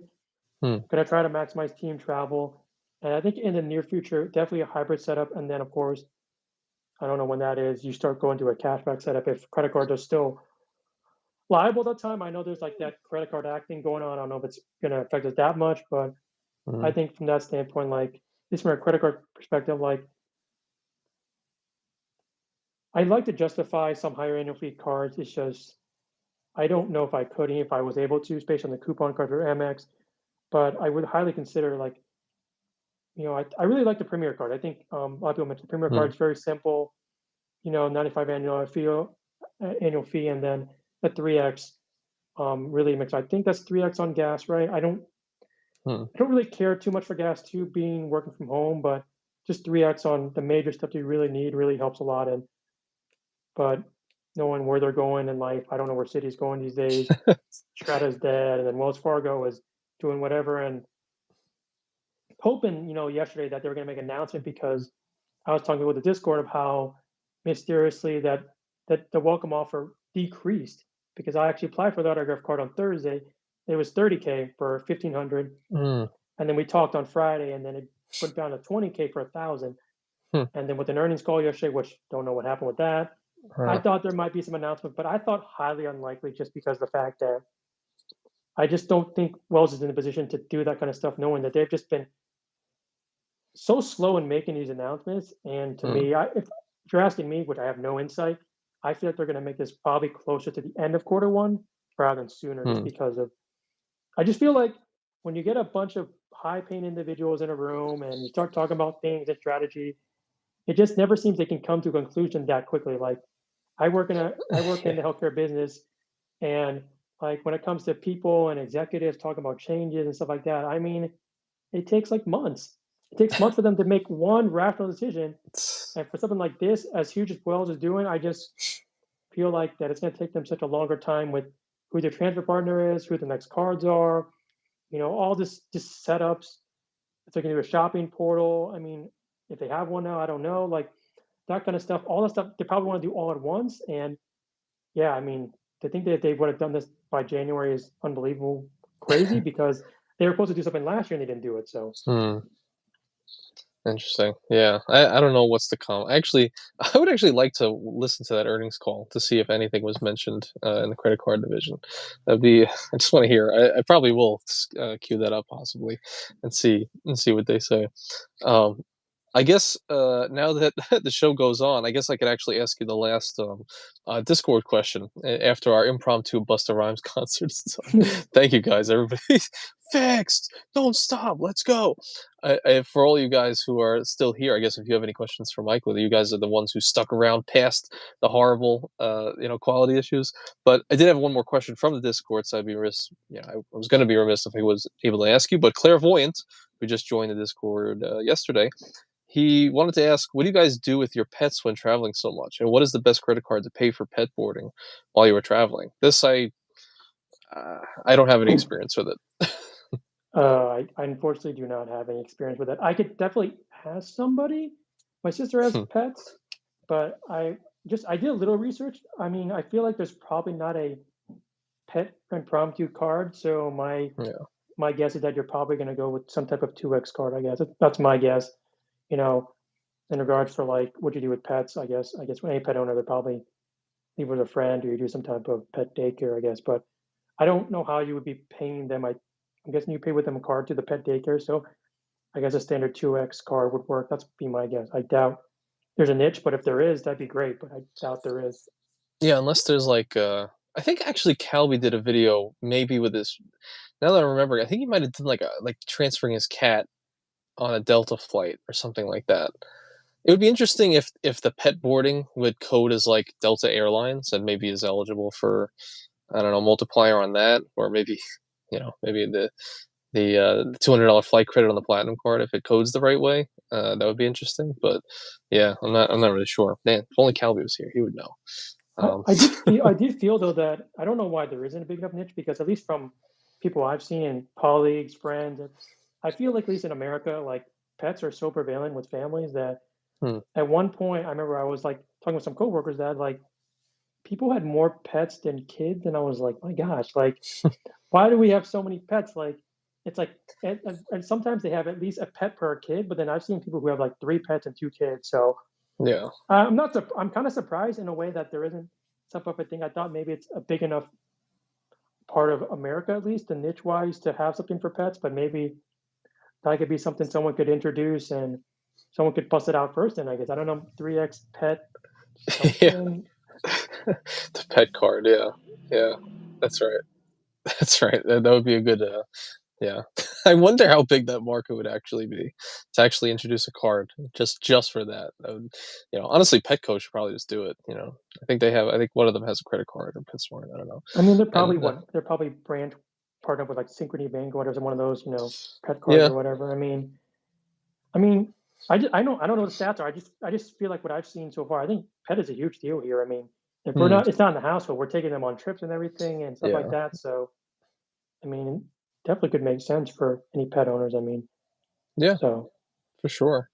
Yeah, even I think some hotels uh don't they have like pet fees? A lot of them, and or some of them actually have like little daycares for for your pets or just like areas for them. I think I've ever seen that in some property somewhere. I'm not sure. yeah, Hmm. I've seen that too. And depending on what property and what chain, they'll either waive it or they'll charge like a flat fee, like 150. I've seen some high properties, Yeah. and then I don't. There might be a pet daycare. I know I've seen some high property. They have like one of those kids day camps, daycares. I've seen that one Oh. time. Like there was the one in Korea. There was little daycare area for like Peppa Pig, and you can play around with toys, and there's like a little mini movie theater. So like Hmm. there is some stuff that caters to, I guess, more kids and pets. But I mean, I know for some properties for people, like they'll target certain hotel properties or chains, Hmm. that will allow them to bring the pets free of their a fee or even waive it, because I think some are just exclusively like, oh, we don't want pets in, our property. Yeah. And Mark actually says Hilton True is very pet friendly. Hmm, interesting. I didn't know that. Yeah, it would make I, sense. Yeah, True's pretty cool. I like the True. I, I went to one in Ohio. It was actually very being a Hilton property a couple years ago. It felt very hip and modern, and Yeah. unfortunately, it was in a very weird area in where was I? Cleveland? Yeah, Cleveland. I went to one in Hmm, Cleveland. We did like an impromptu weekend trip in Cleveland, and we chose True, maybe because of rates or whatever. But hmm. actually, I had a very good vibe. I didn't mind that place at all. I actually think, based at least that one experience, I thought very nice property for Hilton. Wasn't very dated. Kind of catered to, I guess, maybe younger professionals. I guess. Yeah, definitely. Yeah, I kind of rate them right alongside like a Hyatt Place or a Hyatt House. Like True. Um, right at that level, because I just noticed they actually look fairly similar too a lot of the times. Like, a lot of the Hyatt houses I've been to have pool tables and little game areas. A lot of the Trues do as well, sometimes a little more colorful. Um, Dollar Man says, "I think pet fees are considered incidental, so that would qualify for the Platinum $200 credit." Okay, yeah, there you go. That's how you get your pet fees for free, Mister But aren't the Clairvoyant. True rooms? Hmm. The one I stand, aren't they pretty small though? At least the standard one. I think I took a standard. It was pretty small, right? Like they do a little bit differently too. Even the layout of the room and even like the way they store stuff. I recall, it wasn't very, you know, so it was very unusual. I think I would describe it like the layout. It wasn't very conventional, at least for the room layout and where you store your stuff. If I remember correctly, it was Hmm. like I said, it was, Yeah, I think if I remember. I'm trying to remember too. I've been at like a good amount of Trues. From what I remember, I think they most of them are very like long, but narrow. If I remember, at least the ones that I've been to. Obviously, properties can change, but I think I remember a lot of them being like, "Oh, you walk in, bathroom's right to the left." It's like very standard, and then it's like a long, not like a lot of place to walk in between, but the distance when you walk in is fairly long, which is, yeah, I could see that. I mean, where would the pets go? I don't know. Yeah, it's not like a giant, giant room that they can hang out in. But yeah, I don't know. Yeah, all these things But kind of depend on so I got a question for you, city. Anthony. So Hmm, so I know you're a big Hilton fan and also an Amex fan. So with all the Amex changes, are you keeping all your Amex cards based on it, or are you still kind of like watching and very very careful about it? Like, are you still very sold on like you have a platinum card and like do you feel it still gives you enough value all this time? I considered canceling like last month. I was like, I might just end up canceling. Just say screw it, And I made a video on it, like my ultimatum for it, and I wanted to see because I just now have been able to see how nice the value is on going to certain lounges. All the Delta Sky lounges I got to for free, and the Centurion lounges we went to for free on this Vegas trip. So I'm like, I don't know if I want to cancel it just yet, even though if it were, if that was the like, if it was only lounges and stuff like that, if I didn't care about any of that, I probably would just canceled it, already. But I wanted to just see another year. I said, "Let me give myself another year, um, just to see how often I even end up at some of these lounges, how much value it actually give me back, just how nice it was, during the travels, how much less stress we got, via the travels when doing that. Because at least on that trip, I had an amazing time, and I was like, "Wow, this is how people are doing it." So without that, I probably would have canceled it. So with that, yeah, I'll probably keep it another year. If it was worth it on all these trips that I'm going to end up doing, like a few flights that I'm doing this year, um, maybe 3 or 4, then I'll keep it. But if not, I'll probably cancel. You know, So, the gold card I can't cancel. I mean, I can, but I have my freaking. oh I, yeah, I the you have joke the that custom it's card, right? You have the custom card. That's right. I got the freaking I got the lion Lion card card. on here, so it's Yeah. I'm like, how could I cancel this? How could I cancel it and switch it over? I think they would do it for free, but I just say I'm locked into it for now. But I'd be lying if I didn't say that was burning a hole in my pocket right now, for sure. All right. So here's the thing. I think you can relate this to because I'm pretty sure your travel is with Player Two, probably if not Yeah. all or most of it. So if you Hmm. have the platinum card and you're at the airport, um, is it just one? It's one user per the airport, right? One conversion to the lounge, right? So you have to pay $50 to get them into a Sky Lounge or a Centurion. Yeah. Or have you Unless con unless the Sky Lounge so I did pay for one of them, but when we went to Vegas, one of the Sky Lounges so not all of them will be, like, protected, and, like, people are watching over you. One of them was just like, or you just make sure you say 2 people on there and then pay for it. I was like, "Alright." And and then I was typing it in, and she was behind me, she was like, "Can't we just say as, like, 1?" Just one of us. And I just did it, I just walked, and nobody cared because it's like uh, the monitors to check in, not all of them are, like, check in at the desk, you just check in at the monitor, right? Obviously. Um, so I just real quick, "Okay," and then the screen goes away and nobody knows, so I snuck her into, a couple Sky Lounges that way. But I did have to pay for the Centurion Lounge, which sucks, but I probably should add her as an authorized user. I probably would save money, to be honest, this year at least. Hmm. why was it 175 or 175 for an AU? I think they jumped it to 195. So it's Oh, like if we can get to 4 Centurion and Delta lounges, we'll be profiting. so the question then is like, I've heard some people, like I heard one person like, and I don't remember, I don't want to mention this person's name because I saw it in a video, but like Hmm. some people don't want to pay for that actual fee or the authorized fee, and that person will just go in there themselves, right? Yeah. Get all Yeah. that food and come back up and be like, "Hey, here's all the food, guys. I got them." Like, I'd rather not pay you $50 or the AU fee. I'll just grab all the food I can, and I'll Yeah. give you the food. You just sit out there by the airport like you're one of the The underbelly people of the world. the underbelly. Here, like, That's here's the right. scraps. Like I've seen that from one person. I think it was more of a joke, but I think it's also because she was trying to get value. But I guess it's more of how would you feel if that actually happened to yourself, and you're like, I don't want to pay $50, but I'll still get you food. You just gotta.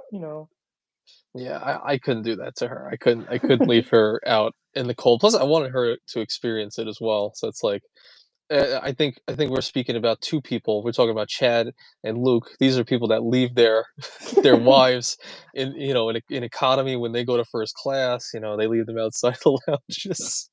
I I uh, I you know. I will Hmm. say that too because there was back in the day when I was flying economy. I remember it was a long haul flight and somehow randomly selected, not sure why, me and player two, you know, they go, "Hey, player two, you want to move to premium economy?" And I'm like, I wasn't very Really? close, but I was like, yeah, I heard it. And I was like, okay. And of course she goes, yes. I'm like, Oh my god. and it was pretty bad too because being in premium economy long haul flight, you got the champagne, took pictures of it, showed it to me, kind of just threw it in my face. I'm like, you know what? It's kind of messed up. I mean, we know the code though. Like it's all right for them to do it, but for us, like it's obviously like this somewhat unwritten code. If you do it, you're in the doghouse maybe or something. Oh, I'd be pissed. If she took that, I would say, "Hell no. Go find your own way to the next hotel, alright? Go figure." I would say man, could you imagine? No, I wouldn't. I would hate that. I would say, "Screw that, she's in the doghouse." She left me behind. But, I mean, I get if it was, like, first class, I would say, "Go enjoy it." Yeah, premium economy, yeah, like because I hear that's pretty good too. I was like, "Yeah, go hang out." Maybe it's a cool experience, but no, I don't think she would anyway. We kinda just wanna stick together no matter what. So that is funny though. And Kiki said, use Delta as the selected airline on your platinum card, so your player two Sky Club will be reimbursed with a credit. I thought there was something odd with that though. I thought there was something like something I don't know, like something codes incorrectly at certain lounges that it wouldn't work. I thought I read something about that, but yeah, you're right. That's true. Yeah, that's a good point. Yeah, I mean, yeah, I do have Delta selected, so yeah, I'll try. I'll definitely do that.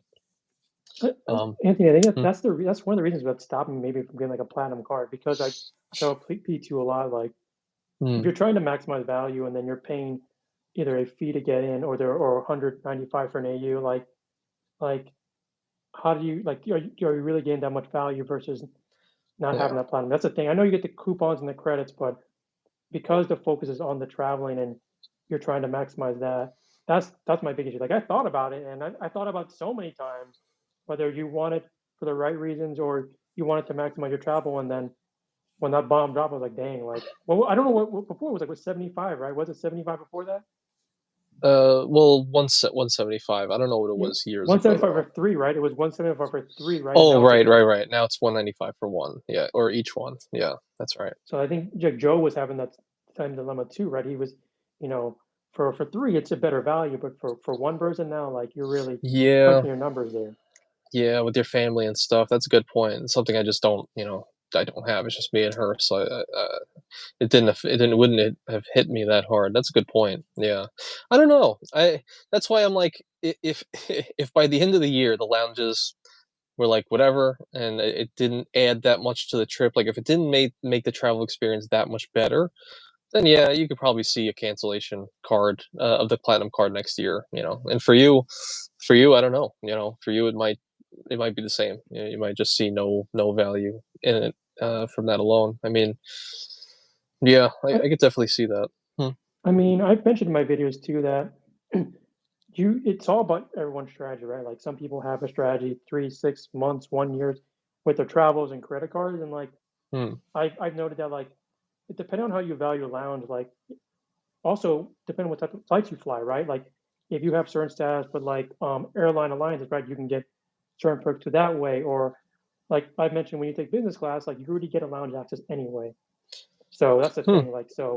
Like for example, if you're taking a partner airline, like I don't know, like we'll use Turkish, and you're flying out of I don't know one of their hubs. So let's one of their non-hubs.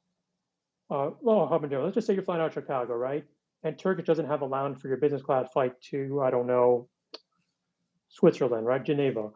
Hmm. Well, then you obviously it doesn't mean you're not getting into a lounge because Turkey doesn't have one. You're just going to go to United Lounge, the Polaris Lounge, or whatever. So Hmm. in that aspect, like it just really depends on your overall strategy sometimes. So if Hmm. you think about how that then you can work. That's how I look with the credit card. That's why I thought about with the platinum too. Like, but then if you're a domestic traveler, then that's a little bit different. Then you kind of have to think about your strategy because then it's different. You don't have that instant lounge access unless I guess maybe what some type of tier with the airline, maybe like Delta or something like that. United, not Hmm. United though. I think it's just Delta. I think is the top tier ones you get lounge maybe, and Hmm. United's not like that anymore or whatnot. So that's one thing to think about when I thought about credit cards. Whether it's airline ones or even just general ones. Like you can go that route too if you're thinking about your travel too. Otherwise, if you're a domestic one, then yeah, that's probably much more harder. I mean, for me, I mean the priority pass ones like I've been to, like yeah, domestically they're just not that good. And if you haven't been to one, I don't think you're missing out that much, Hmm. to be honest. Internationally, it's not bad. I mean, I remember like some in Asia, like they gave you beer and stuff like that. It was great and stuff like that. Like I remember like my dad thought like he wasn't getting beer on the plane flight back. So he'd like Hmm. literally tell me like, "Oh, you're in the lounge, smuggle some beer for me so I can drink it on the plane." Finding out Yes. that he actually ended up getting beer on the plane flight anyway.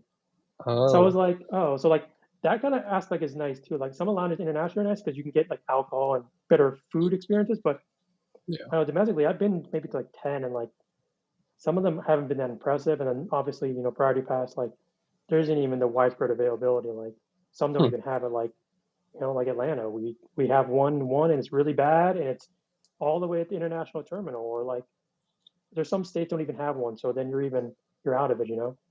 Yeah. Daryl says the lounge Coke Zeros hit different. And international lounges don't have this type of crowding problem. MR said the one I went to in India was the only great priority pass lounge. Lisbon and Madrid were okay. Hmm. Yeah, that's something I never considered. It's like, well, one thing I considered is like when if you get a platinum card, it's not like you have it for life.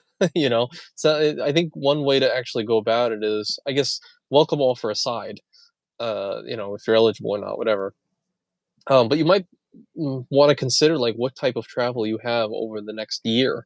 Like if this is my year of international travel. Okay, I expect to be doing only business flights. So I'm going to be getting drinks on the plane in most airlines and food and stuff.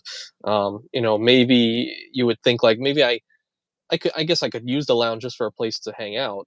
But I'm not going to get any food on there, so I'm really just paying for a place to stay. Who knows?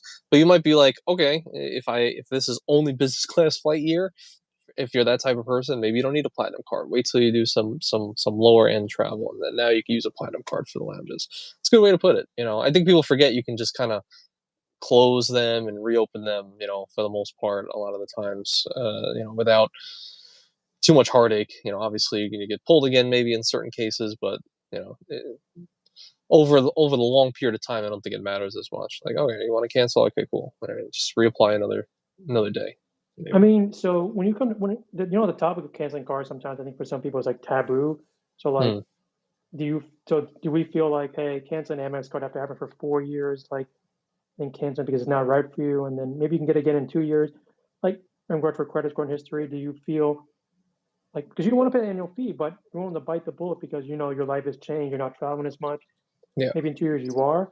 I mean, I wonder if that's something because then people start thinking about downgrade costs, like, oh, I'll just go with gold or I'll go with the green, and that's the other issue I have with, at least for like the Amex cards in general, because there's no product change, $0 annual fee, at least to my knowledge. I think I was wondering that too for a while. That you're going to end up paying something and you don't want to pay for something that you're not using, and that's, I think that's another issue of Amex. But then if you do that, then everyone's going to do the same thing, right? Everyone's going to do that, right? Who wouldn't do that, right? Get the Yeah. Amex Platinum for whatever time and just go all the way straight down to the bottom, right? I mean, they're smart in that case, right? They know what they're Yeah. doing. They know, like, if you're not going to use my card, you're going to use the lowest one. You're still going to pay us an annual fee every year. So, Yeah. I mean, technically, like, yeah, I think the lowest you can go is $55 annual fee. On the traditional green card, that I found just by accident one day, which is, it's less than the actual green card. Doesn't earn any MR points. Doesn't do anything really. It's just a nice little memento. But I guess technically, if you wanted to like have a placeholder, so you can re-upgrade in the future, downgrade to the 55 option, and this way you save $650, per year. But I don't know. Like, I canceled my original platinum card. I got the Charles Schwab. There was no hiccups or whatever. So I would imagine the same thing would happen for the future if I canceled the Schwab and reapplied for it, down the road, or just a regular platinum down the road or something.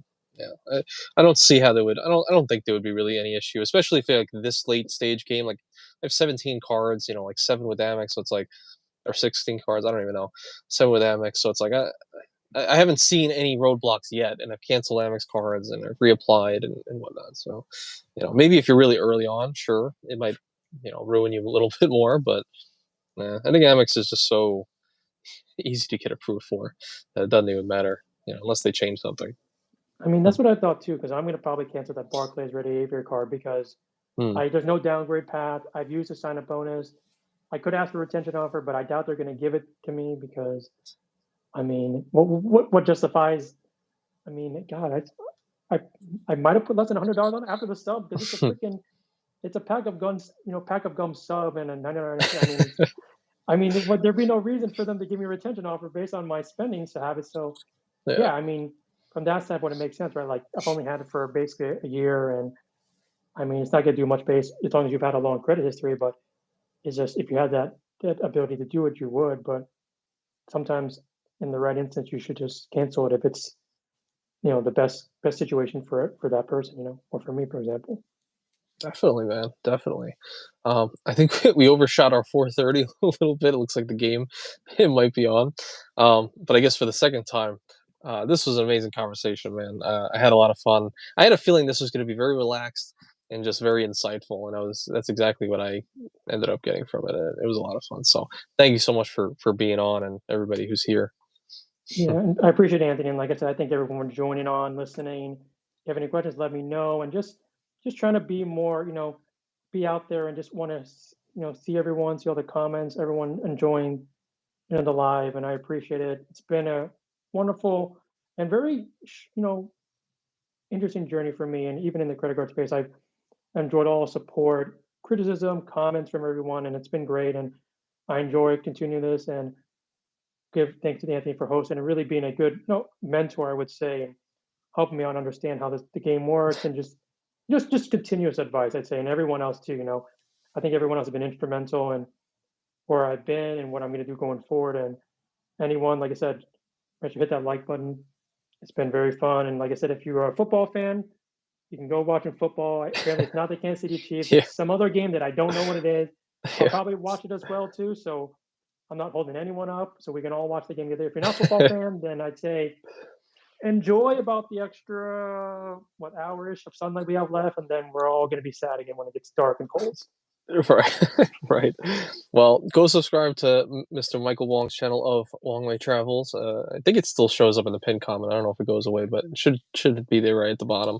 Go subscribe. He's got a lot of redemptions, a lot of awesome stuff to share. So, yeah. So, and of course, as always, who's here? Right? We got John, Daryl, MR. All you guys made it through the problems, the audio issues. Sledge, Lonnie, Kiki, Dollar Man, and Keith. Appreciate all you guys for being here, man, and every single week. And we have a good guest next week as well. I won't say who it is yet, but it should be fun. But a repeat person. All right. Thank you guys. Thank you, Michael. And I guess I'll see you all next Saturday. Thanks, everyone. Have a good day.